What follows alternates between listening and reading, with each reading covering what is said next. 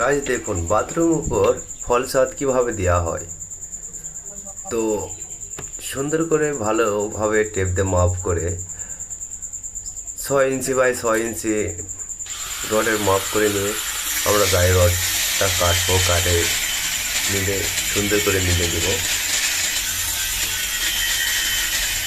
তো রডটাও ভালোভাবে মাপ করে নেবেন যাতে রডের হাত খুব বেশি না পড়ে, তো সেদিকে লক্ষ্য রাখতে হবে।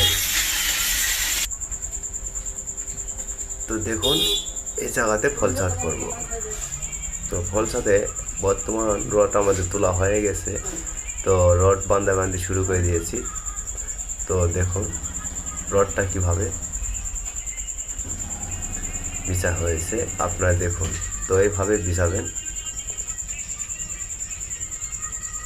শুরু থেকে শেষ অবধি ভিডিও করা রয়েছে কিভাবে ছাদটা ক্লিয়ার হয়।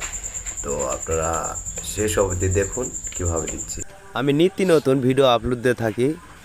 তো লাইক সাবস্ক্রাইব করুন, ভিডিওটি কেমন লাগলো কমেন্টে জানাবেন।